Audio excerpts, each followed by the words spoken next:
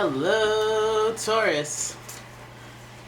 It's umomgtarot, and this is your weekly tarot card reading. Let's have a look at what area we be looking for. Okay, so let's see who's involved. Let's see what's going on. You know what it is. It's a little different than normal, but let's see what's happening. Okay? And we're going to start with your house, the house cards. So this is dealing with your achievements and status in the outside world. We're dealing with your 10th house. Okay, your achievements, your status in the outside world, how people see you, your social status essentially. Okay, we're talking about that. What kind of life are we breathing into that house? Well, what are we talking about? We're talking about the sun. Your immortal spirit, purpose, and destiny is involved here. Damn, some of you guys are getting famous. I mean, hey now. Listen. Okay, and then let's see who's going to be an integral part of your week. It's coming from that Aries energy. Okay, and the energy. Okay, let's read all of them. So, Aries, the energy around you is dynamic and spontaneous. Crusading impulsive action is likely. Very red. It's blue, yellow, and red. It's really cute. Well, I don't think you can see it from here because of all the blue, but it's a really cute combination. So the 10th house deals with Capricorn energy, boundaries, structure. But again, they're ambitious, but they're usually ambitious because they like how the honors, they like how it looks. They like how damn looks. They want people to know, I got credentials, okay? You have no credentials. And so you have somebody like that. I feel like there's like a competing for attention that's going on, because the house will do it, competing for this attention. Now I feel like that's something that matters to you more this week, like being recognized, being well received by people, and it may be weighing on your conscience this week. The Aries energy is the sense of self as well.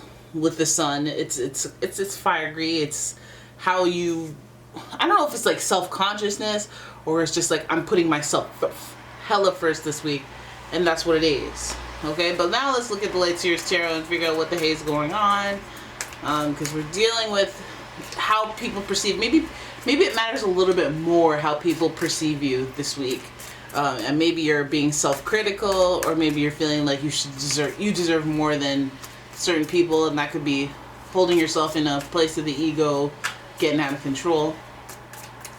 But let's have a look at the Late Series Tarot deck and figure out what in the hay that has to do. Okay, so we have the somebody's telling on you. 7 of Swords in reverse, as well as the 3 of Cups. Yeah, the Queen of Swords. You guys went all swords like on yourself. Okay, so the first card is 7 of Swords, and 7 of Swords speaks to that wearing that false mask in a relationship, or just somebody being deceptive and not really being true to what they're telling you about yourself, or how they're presenting themselves is not necessarily of any type of factual energy or any authenticity at all. They're being fake. But this card is in reverse, so you might be lying to yourself about how people perceive you. Like, you may think you have it all covered, like, oh, they think that, they think this, they think that, and it's because of you've thrown out something for them to perceive, and you may think it's working.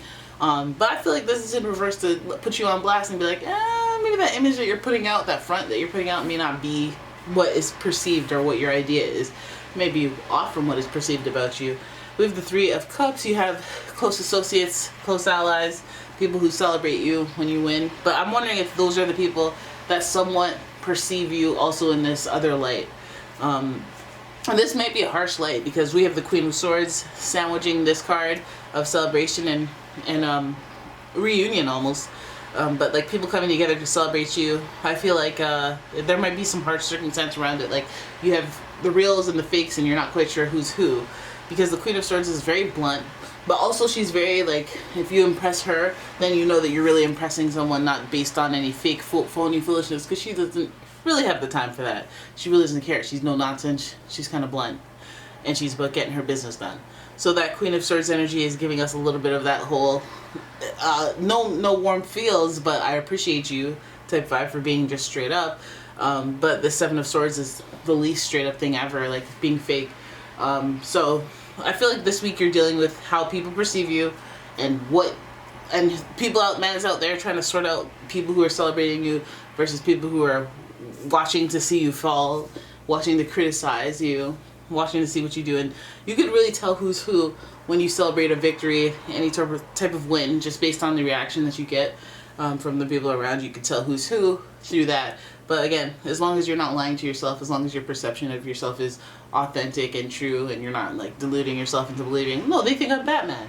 They think I'm Batman. You know? And then I feel like you're good. I mean, that's what's coming up for your week. And I hope you guys enjoyed it. If you did, please give the video a thumbs up and subscribe to the channel. Leave a comment, share the video. And if you like your own personal reading, please check out the description for a link to my website. And I will see you in the next one. Bye-bye.